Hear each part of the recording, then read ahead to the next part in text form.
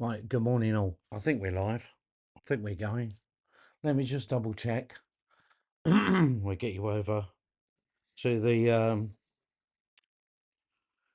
content right now. Hold on. Give me 2 seconds. Let me just make sure we're up and running. We're up and running. Okay, good. Right, I'll come up with a chat in a minute. We're going to go over to Andy Burnham, who's going to deliver his economic speech, okay? And catch you guys in a bit. Don't forget to hit the like button. Make sure you subscribe.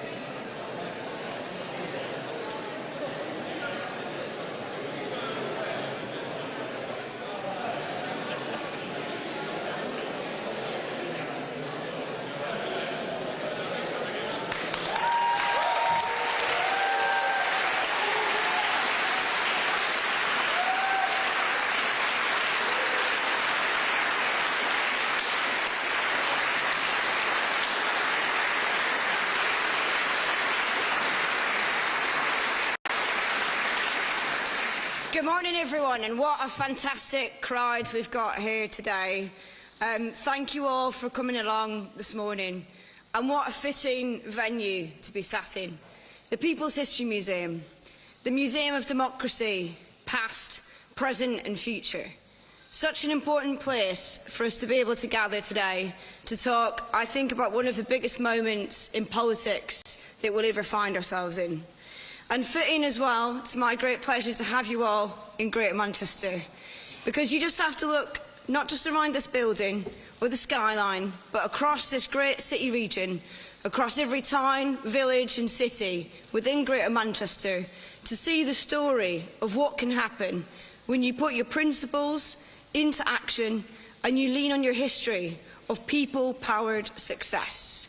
For those of you not familiar with the Greater Manchester story, and that's few and far between because we're not known for our modesty or for being quiet, and I welcome friends from across the country to hear us being so proud of the place that we're building.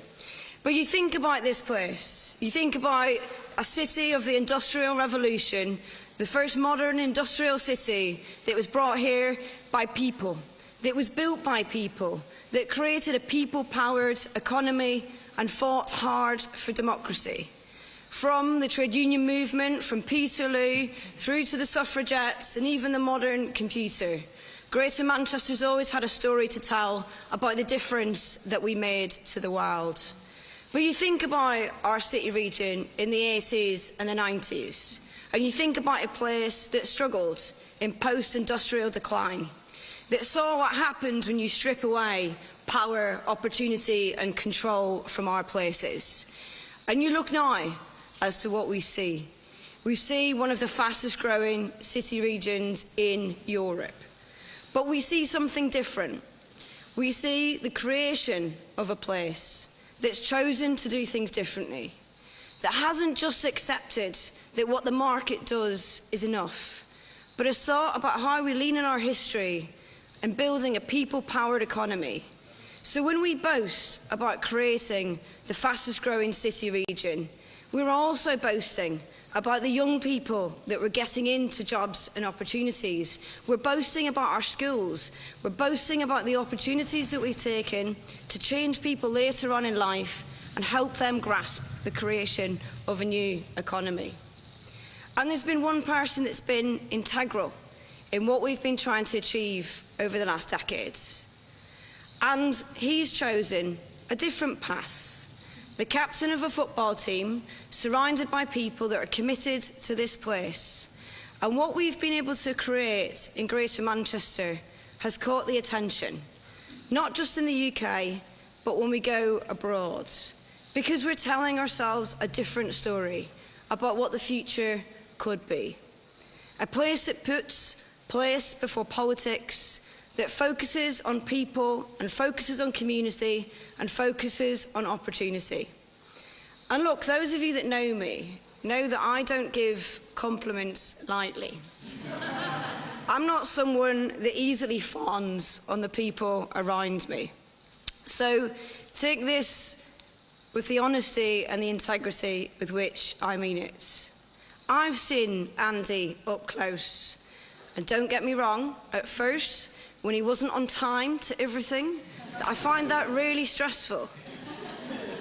But what I realised in doing that is that I was working with a man who would give the same amount of respect and attention to a global CEO that we were negotiating a multi-million-pound deal for our city region as he would give the woman on the streets that stops him to talk and ask questions on the way. And that in an era when we don't see many people with trust in politics, when people feel that the country isn't working for them, when they don't see people in leadership that hears them, is something quite special. And what Andy's been able to do, working with myself and the other leaders across Greater Manchester, is think about how we restore hope back into our communities, offering people a different path. And it's not easy to let someone go when they're moving on to other things, and across Greater Manchester, people are willing him on. But they're willing him on because they see someone who doesn't just listen, but somebody who gets it. Somebody who wants to restore trust in politics. Somebody wants to restore the belief that hope doesn't just mean a soundbite, but it can mean meaningful change that puts money in people's pockets and gives people a stake. And so, look, I'll just say this. We stand here with a legacy of generations of people that have fought for all that's good in society. We have to be able to restore trust in politics. We have to be able to keep people at the very heart of what we're doing. And there is one man that I've seen up close, that I've had the privilege over the last 5 years of working alongside. And it's that one man that I think I've got complete confidence that the path that we face in the years to come is made so much stronger by where we are today. So please, it gives me great pleasure to welcome Andy Burnham.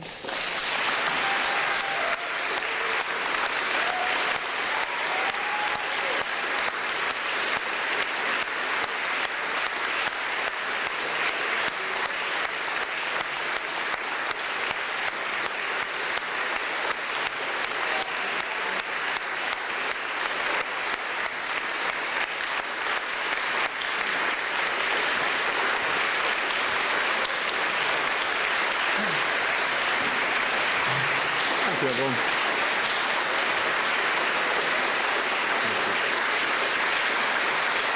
What a welcome.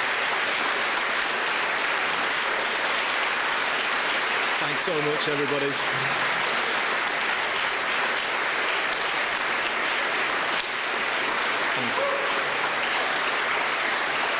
Thanks very much, everyone. Wow, what a welcome. Good morning, everybody. Are you ready for this? I'm sounding like I used to sound when I used to DJ across this great city, and I'm probably doing that because I'm missing it so much. I'm missing all of you. I am missing all of you, missing this place, the people. You were just brilliant to me in my 9 years as mayor. I could not have asked for better backing. You were there at my back all the way through, and I will never forget what this place did for me. It's been such a wrench to leave that I've had to get special permission from what people in Westminster call my Manchester clothes. I've had to get special permission to wear them this morning. Sorry, Kemi, about that. However, I have bowed to public pressure on one front. I have bought some new running shorts.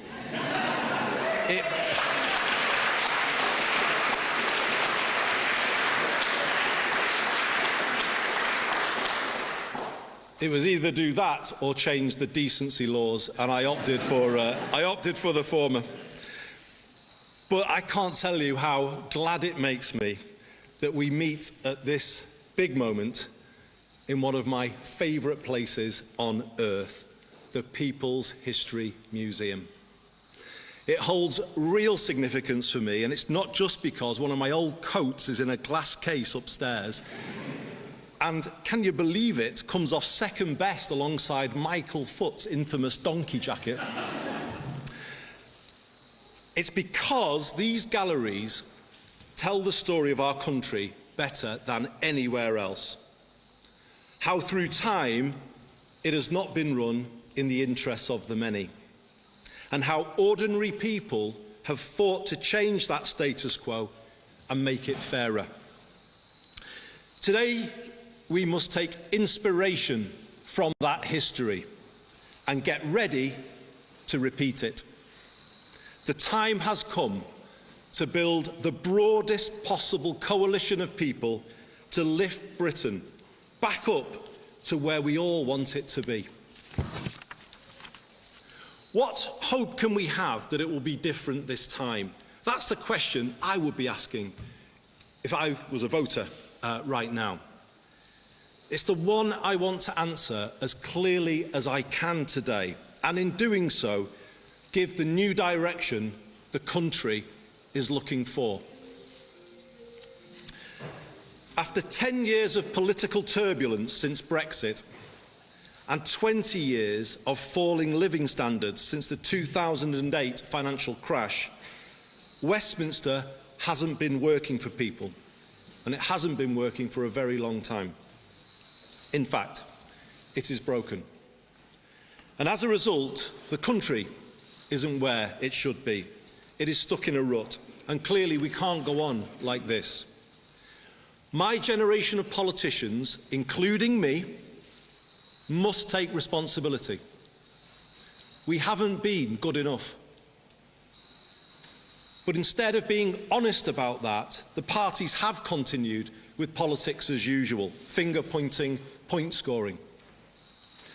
Now, that might matter less in a world where people's lives are getting better, but when they are not, it is dangerous and destructive of what remains of public trust in politics.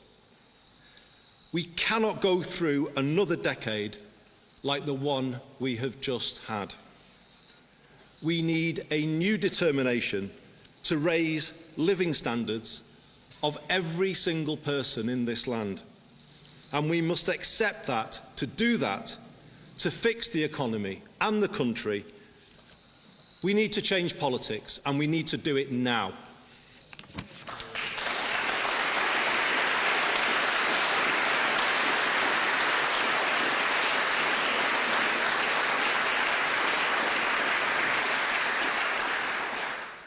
So let me state my clear intention as I put myself forward.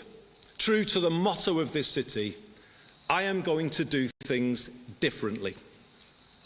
I am going to break with the more of the same approach that has got us here. I am going to give Britain the circuit breaker it needs. By building a more collaborative politics in Westminster, by taking power out of the centre and putting it in the hands of the people and places who can use it best.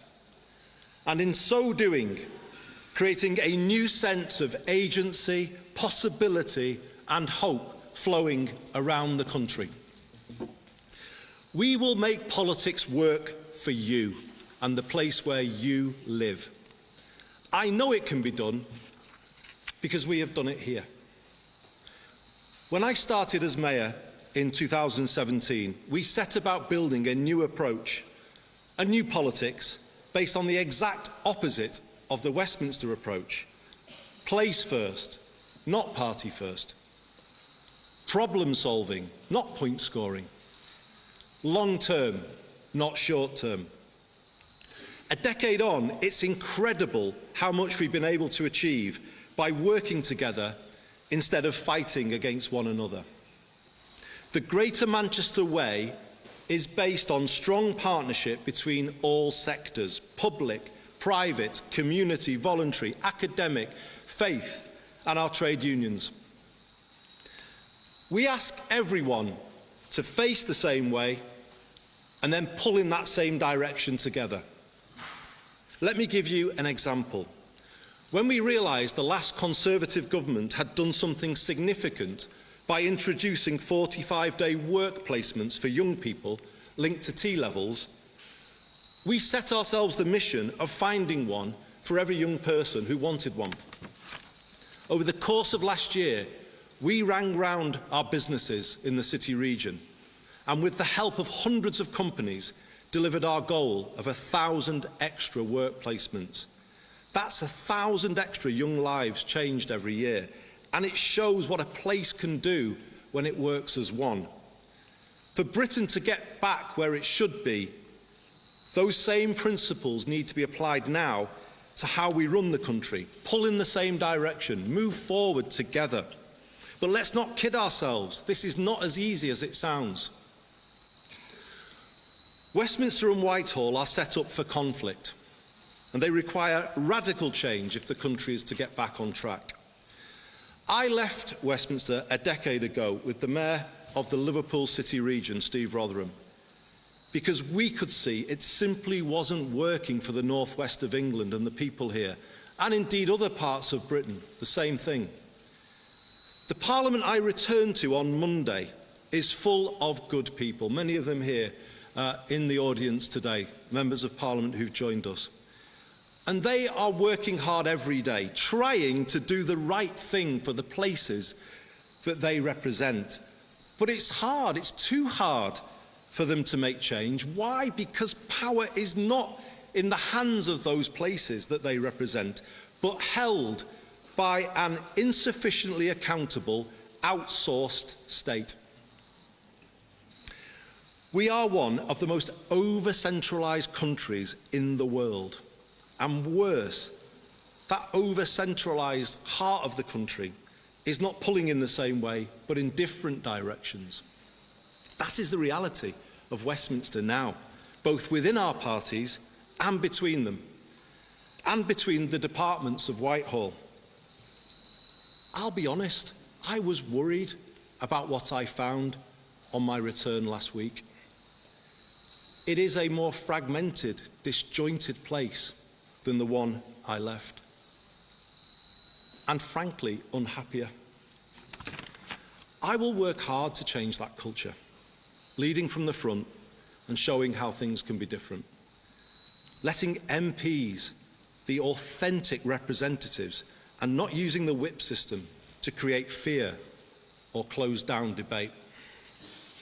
Involving more people in the work of the government and drawing on the breadth and depth of talent and expertise our party has to offer. While the political direction I set is not up for negotiation, I will build an inclusive team at the very highest level so that all parts of the party and the country can see themselves reflected and represented in it. And may I say, I will not announce those decisions on appointments, certainly not today, and indeed not until the end of this process. So until then, feel free to discount the wild speculation in circulation. Message for the back of the room there. Good morning, Mr. Mason.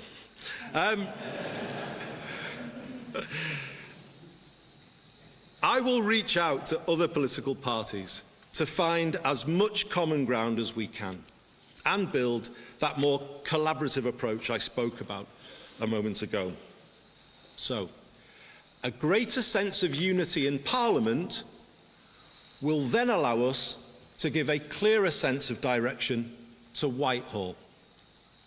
I was struck by recent comments from ministers expressing their deep frustration at the Whitehall turf wars.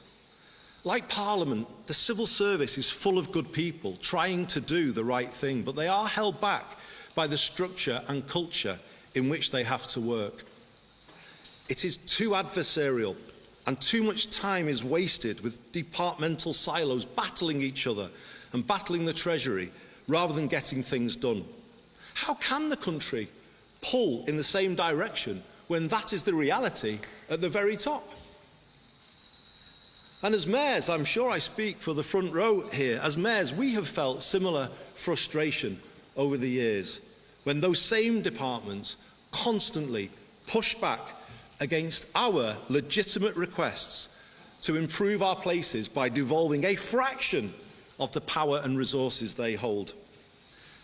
The truth is this: the country spends too much time arguing and not enough time doing.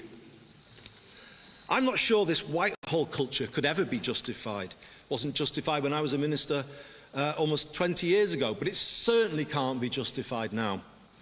The stark imbalance in resources between national government and local government is holding back growth. If councils can't fix potholes, what chance do they have of bringing forward major regeneration schemes to get growth going? While national government has got bigger, particularly since the pandemic, local government is threadbare and without the resources to fulfil even statutory responsibilities. This is not just bad for councils and the areas they serve, it is bad for everywhere. It is bad for London and the South East. The whole country suffers when the regions and nations are not meeting their potential, and Londoners are left with an overheated economy and an overcrowded housing market. It is actually bad for national government too, because we will never get the growth up to the level Britain needs unless every single postcode in the land is set up to contribute to it. This country hasn't thought in that way before, but with the Makerfield test at the heart of decision-making, it will do from now on. To make it happen, we will bring about the biggest rebalancing of power our country has seen. It is time for Whitehall to accept that growth cannot be ordered from the top down. Instead, it can only be nurtured from the bottom up. It comes from having the power at ground level to make a real difference, from a clear shared vision that everyone can understand and investors can back. It comes from running sound finances, as we have done here in Greater Manchester, which in turn gives businesses the stability and the confidence to invest, increasing their productivity and adoption of new technology. It comes from placing our universities at the heart of local economies, as all the mayors do, and bringing the innovation-led approach through start-ups and scale-ups.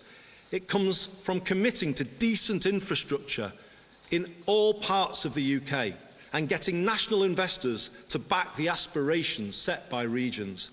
It comes from giving people the security of a good home and good employment so that they can be as productive as possible, from good mobility and an ability to afford the basics. And it comes from not leaving everything to the market, but public intervention where necessary to set higher ambitions for towns, as we did in Stockport, and kickstart the process of change.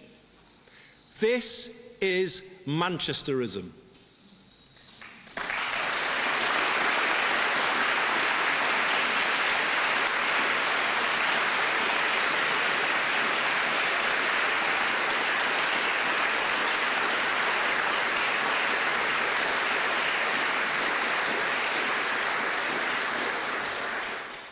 I think I even saw the Mayor of Liverpool clapping at that one. It is a vision for good growth and a rejection of the old trickle-down model.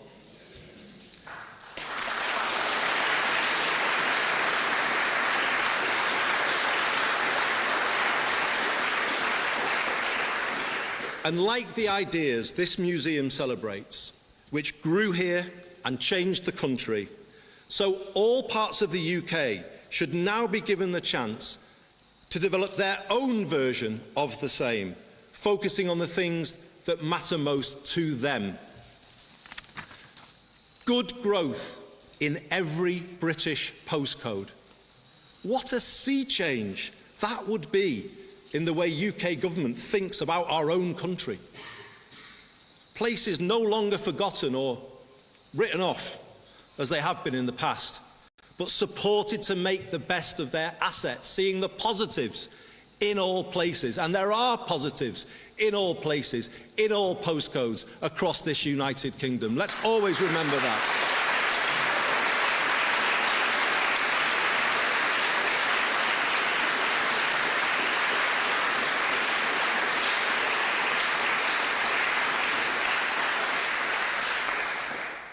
Powers for our rural economies to address issues specific to them, like inadequate transport.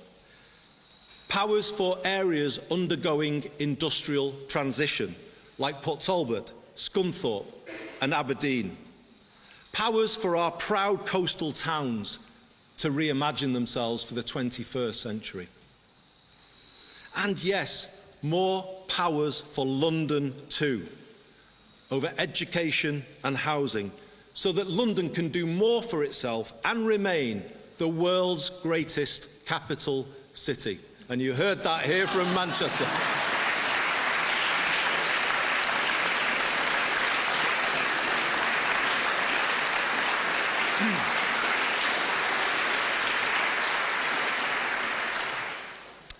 All of it backed by the stability that comes from sound public finances, as I said before, and the discipline of our current fiscal rules.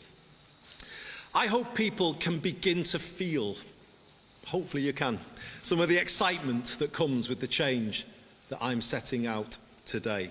It promises a new era of possibility for Britain, possibility in places that haven't felt it for a very long time. And I know, because I heard that from people on doorsteps in the by-election. But let's give them that feeling, that ability to hope, to aspire to better. The change will be the biggest change in our lifetimes to the way the country is run, and it is consistent with the 2024 manifesto. We will create a more streamlined state with a clearer purpose to power up all parts of the country and put a laser-like focus on growth and regeneration, good growth. The change will be driven through the Prime Minister's office in an extended operation based here in Manchester.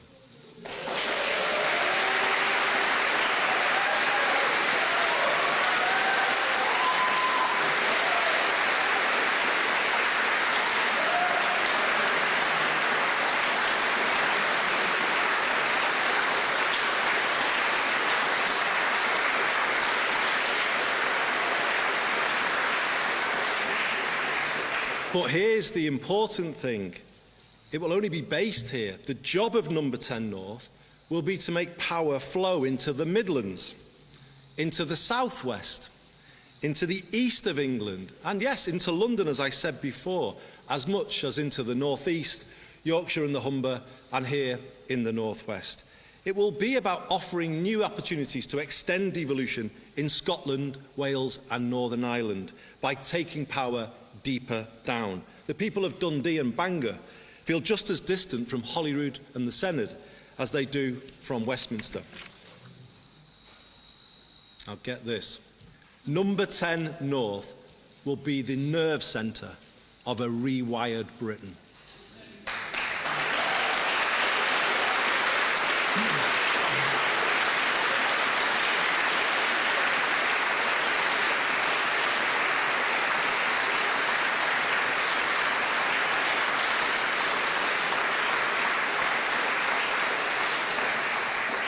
It will be the conduit through which we redistribute power and resources across the UK. It will coordinate all parts of government at national and local level to agree a long-term economic strategy and help all places set new growth ambitions. It will be given a mission to strive for equivalent living conditions in all parts of Britain, borrowing from the German Basic Law. It will make place-based collaboration the new operating principle for UK PLC, requiring all government departments and agencies to support strategic and local authorities with staffing and resources. And let me say this very directly.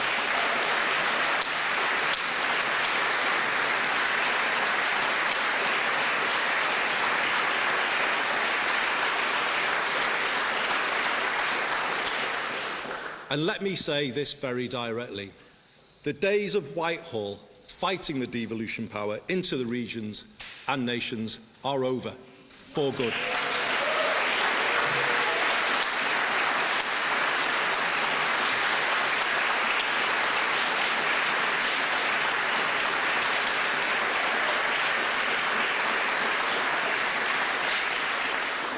I have had 10 years of fighting the Whitehall machine, blocking this place's progress, the progress of people here, and I am simply not prepared to accept the same for any area coming after Greater Manchester. The whole of Whitehall will now be required to get behind our places and work together with them to make quicker, more joined-up decisions. Ours will be a 10-year mission to raise living standards across the land. To do this, Number 10 North will support the regions on 3 clear tasks: reform of essential utilities, reindustrialisation and the regeneration of places. On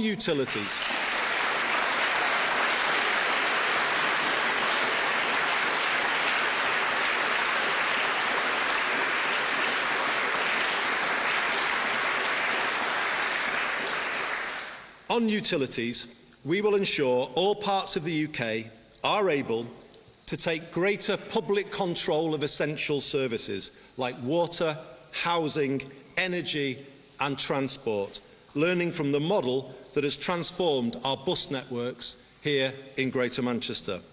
We will set out 10-year plans to bring down the cost of these essentials to individuals, families and businesses.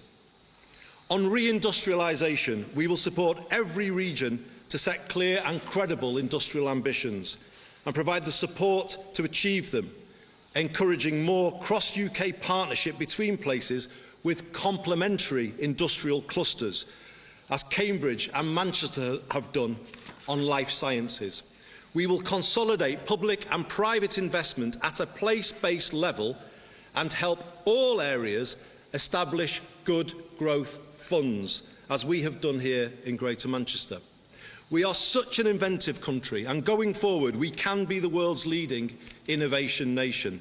This is the key to higher growth, and I want more world-beating British manufacturers and service providers at the frontier of new technology and exporting to the world. I will back our scientists, technologists, entrepreneurs and creatives, as I have done here, and show how Britain will be the innovation nation of the next decade. We will get better at capturing full value from their ideas for UK PLC by changing the culture in Whitehall when it comes to backing British industry.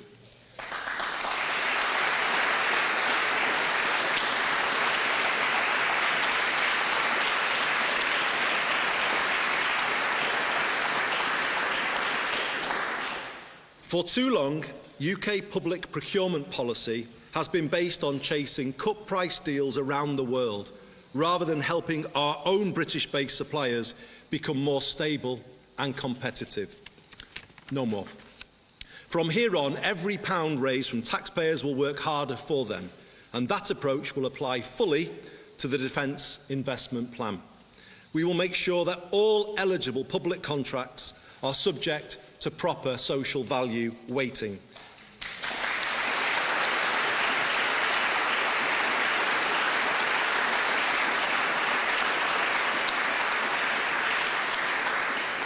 And we will do that to make sure British-based companies are in a better position to win those contracts. This change is essential, given the need to build our own resilience in places across the country in an increasingly uncertain world. We need to safeguard sovereign manufacturing and production capability across the country in critical sectors like steel, defence, energy, food and farming, rather than just being prepared to let it go, as we have sadly done in the past. In return,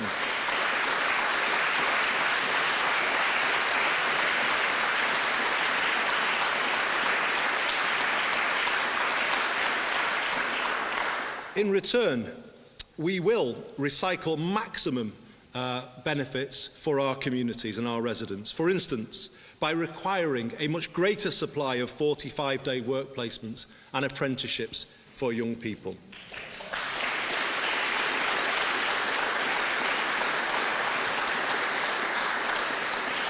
I take very seriously the findings of the recent report by Alan Milburn. We need a complete rethink of how we support the next generation to succeed. And it has to start with the education system. The days of a school system configured entirely around the university route will be brought to an end. University is great for those who want it, but when are we going to focus on the life chances of those kids who want something different? When? The country hasn't done that for a long, long time.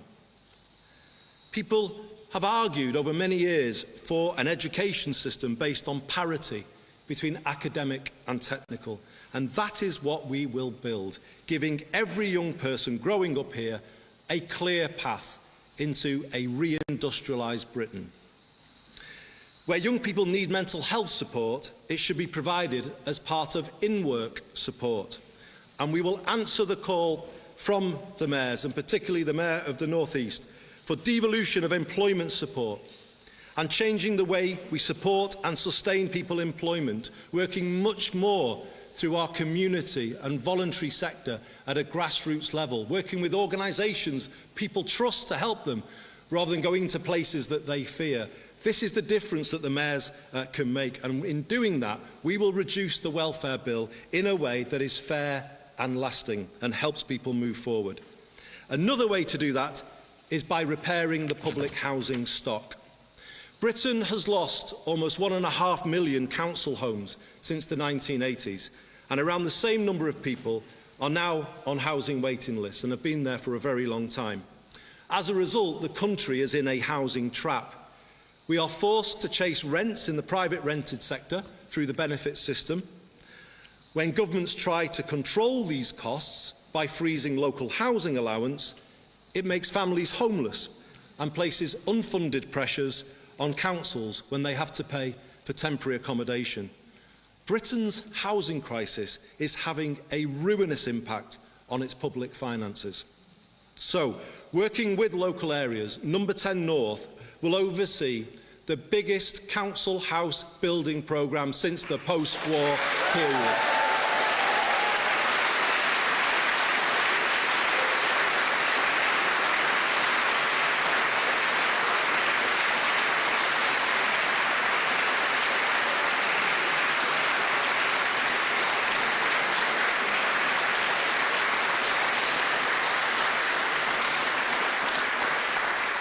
We will use public land, vacant public land, to reduce costs. Let me just take you back to when I grew up here in the 1970s, and Steve Rotherham and I have written about this in a certain book. But when we were growing up here, amongst the friends we had at school, there were two things that were the foundations of working class aspiration. A council home, a secure home that was the foundation for everything, and then good technical education. And those things have been taken away in the decades since. So no wonder so many young people struggle to make it work and then don't make it work. Don't blame them. Blame ourselves. We haven't been giving people this stability, this ability to get on in life. And it's time we did and brought back working class aspiration, the chance of somebody growing up here to be everything that they can be. And that's what we'll do. And also make this a city where no one has to leave to get on in life, or any of the other cities represented here today. That's what this new era is going to be all about. A sense of hope, of possibility, that things are achievable that you might not have thought were before. And having this focus on council homes again and building them in all parts of the country, it will represent a decisive shift to a more preventative, productive state, adopting a national housing first philosophy, as has been pioneered so successfully in Finland. If you don't give people a good home, what chance have they got of having a good life? What chance of making the health service sustainable if people are not living in good accommodation or getting a good education for kids? Everything starts with a good home, and this country finally has to put that at the top of its priority list.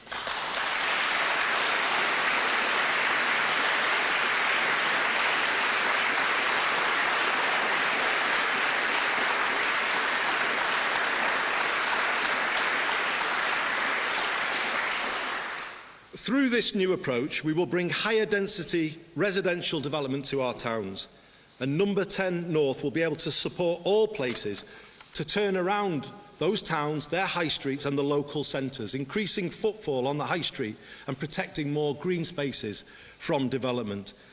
To reinforce that, we will reform business rates to support pubs and high street businesses, businesses that bring social benefits to communities.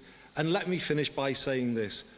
Rather than being a marker of decline, shouldn't we make our high streets the new symbol of Britain's renaissance?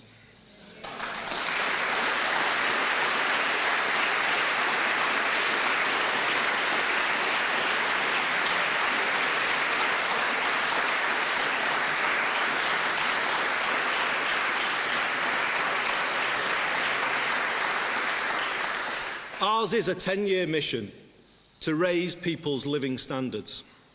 I know people can't wait forever for change. I heard on doorsteps in Makerfield how people need a bit extra now to help with rising costs. I will do my very best to deliver it, and whilst not taking risks with the public finances, will seek to give Britain some breathing space as soon as I can. People need to be able to look forward to a night out or a holiday with the kids. People need hope. This brings me back to where I started, and the stories told in this building of how ordinary people, right back to Peterloo 200 years ago here, changed a British state not built with them in mind. Our modern challenge is exactly the same. An economy which, from the mid-1980s onwards, has not been built with them in mind, and instead has handed more to those who already have most and left people overpaying for the basics. If people in 1844 could form the cooperative movement in Rochdale to lower the price of food, then why can't we act now with similar courage to make life better? Imagine what things could be like if we succeed. Imagine what it would feel like to live in a country wired to work for ordinary people rather than against them. Imagine if all local areas could build homes people can afford to the point where they could guarantee one for everyone. Imagine if we could bring down the cost of energy for people and businesses and the good things that would come from that. Imagine good growth in every postcode and hope in every heart.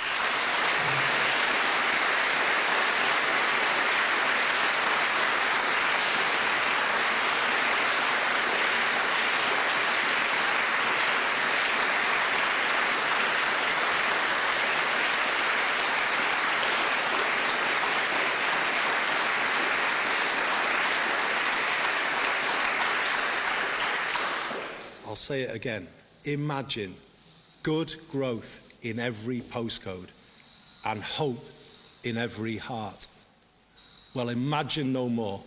Let's make it happen.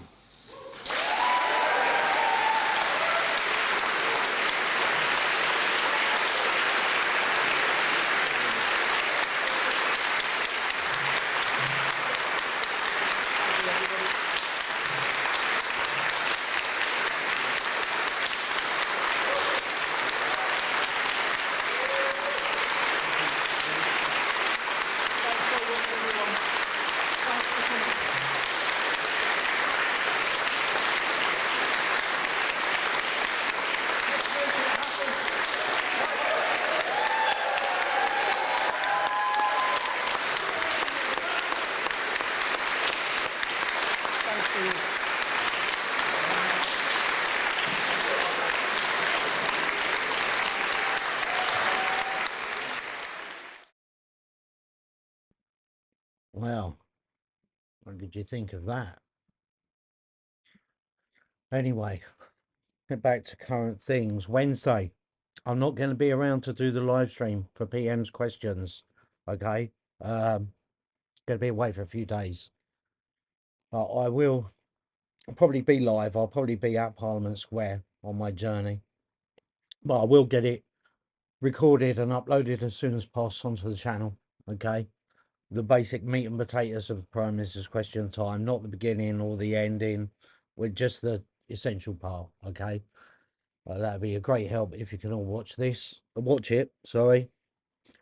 Anyway, thanks everyone for joining this morning. I'll let you lot chat between yourselves while I roll a cigarette, and I will still say my stance on politics: never trust the fuckers, because they're all lying arseholes. That's my opinion, though. I'm allowed to have my opinion. Yeah, James, thanks, mate.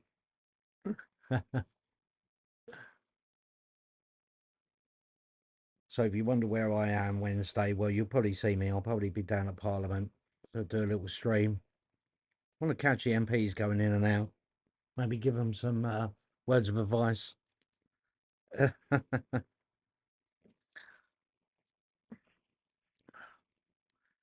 Yeah, it's that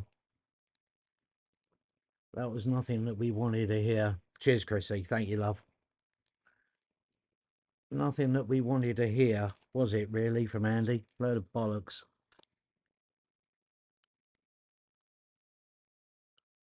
More smoke and mirrors. Well, at least he didn't say the previous government. Not yet, anyway. He's like, he's almost thinking he's got his foot in the door already. I really don't know. Yeah, I'm not sure of how it works, but he's like basically saying he's got his foot in the door and he's going to move number 10 up north and he's going to do this, he's going to do that. It's like bollocks. You're not going to do the right things for the British people. That's right.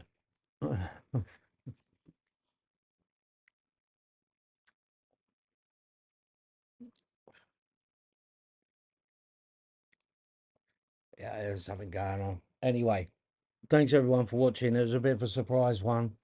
I just caught that as it was beginning, so we'll catch up with you on Wednesday. Keep an eye on the channel, because I'm going to be somewhere. Hopefully do some live streams. Try and get away from a bit of politics and that. Concentrate on normal things in life, maybe. Thank you, everyone. Don't forget to hit that like button, and I will catch up with you all soon, and have a great day.